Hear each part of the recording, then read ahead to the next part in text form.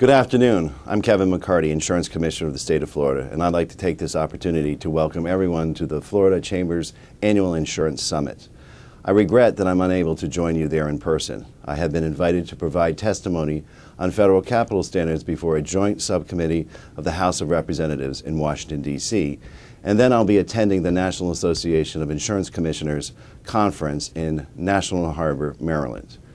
As President of the NAIC and Insurance Commissioner of the state of Florida, I've had ample opportunities to advocate for Florida's growth and development at state, national, and international venues. For this event, it is important to emphasize the Chamber's 6 pillars of Florida's future. For generations, the Florida Chamber has promoted a vision of a Florida with vibrant communities and high-paying jobs, realized through competitive advantages in a global market. The challenge, as you know, is to align this vision with a common-sense approach in government. This is consistent with Governor Scott's strategy for economic development, which is achieved by lower taxes, less litigation, and less regulation. These objectives are helpful tools in guiding us in the right direction as we position Florida to compete in an increasingly global economy. Over the next few days, you will hear discussions from insurance industry experts and our state's leaders about important specific insurance topics that will have significant impact on Florida's future. With the Florida economy steadily improving and the marketplace strengthening, it is essential that we take advantage of the opportunities for promoting business development efforts with a concentration on growth in capital and on jobs. Speed-to-market initiatives also play a vital role in these efforts by increasing the ability of companies to develop and market products to consumers while providing more choices and enhanced competition within our marketplace. The office is taking proactive approaches to these initiatives. First and foremost, business development is a priority at our office.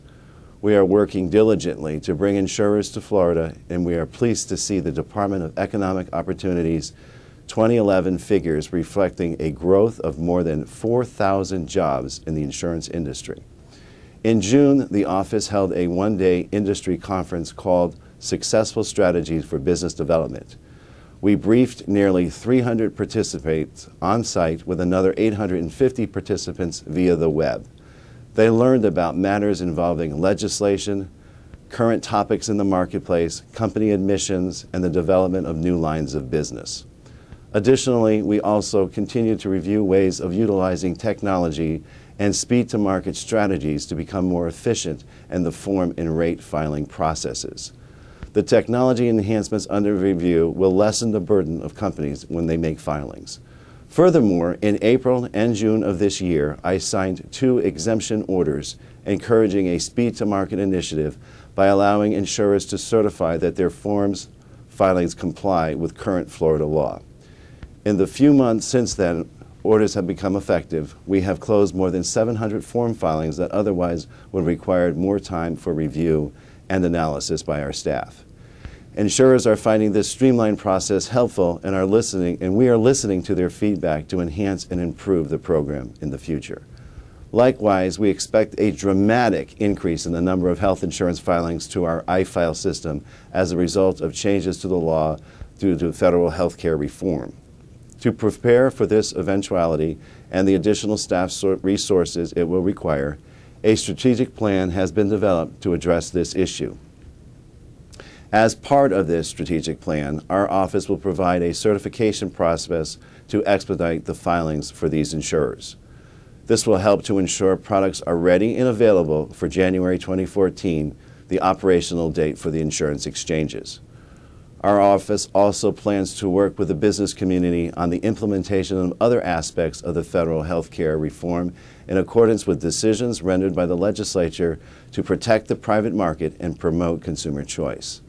Another primary goal of the office is to review the rules in place that guide the insurance industry and to promote a more business-friendly environment.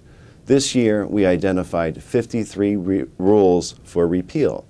Of those, 20 have been repealed, 10 are in the process of being repealed, and 23 are pending further review. We are also initiating a new round of reviews to identify unnecessary burdens to the industry without compromising our consumer protections.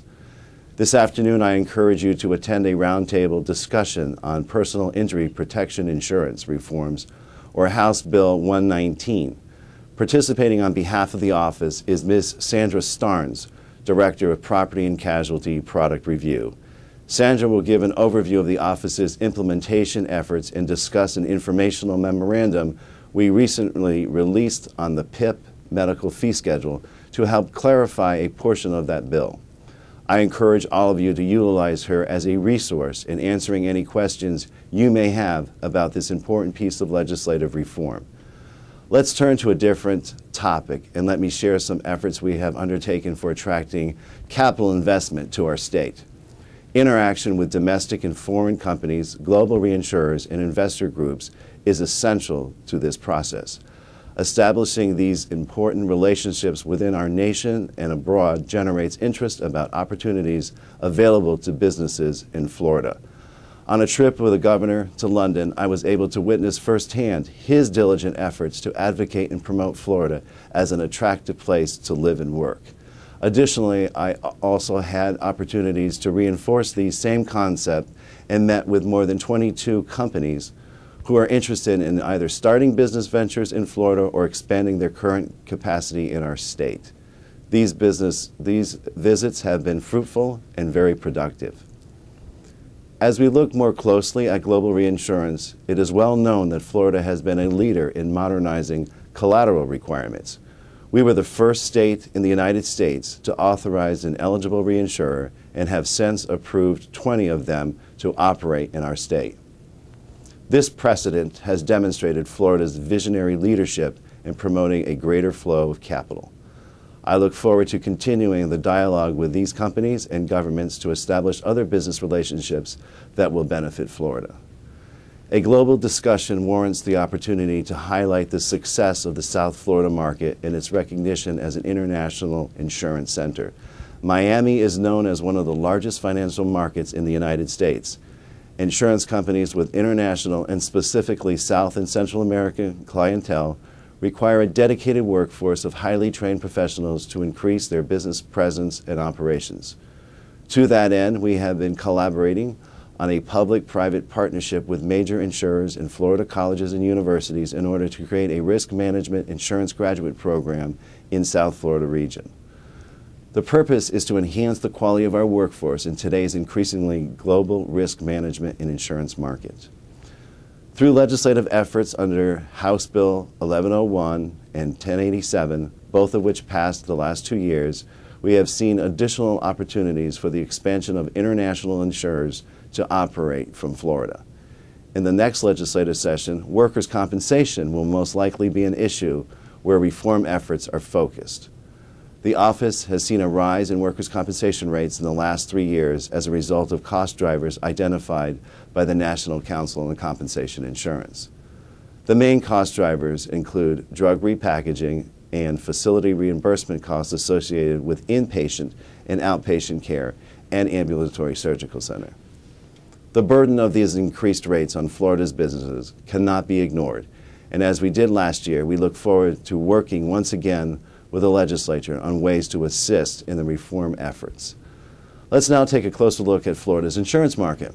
The viabilities of companies operating in Florida marketplace is always a valid concern. However, I have good news about our market to report. Based on data reported to our office, Florida companies are showing positive trends in earned premium, underwriting gains, and overall net income. The state's domestic property and casualty insurers are writing homeowners policies in more than 60% of our market. This is proof that we are progressing in the right direction and shows that we are slowly but surely rebounding from adverse events which have affected our marketplace, such as the economy, past storm events, and sinkhole claims. I know President Gilway and his staff at Citizens will be providing more detail about their efforts to reduce the size and scope of the state's insurer of last resort. This is a difficult process to embark on, and our office continues to look at ways to assist and support them in this effort. One of the ways our office does this is through a careful evaluation of insurance companies who request to participate in Citizens' depopulation program.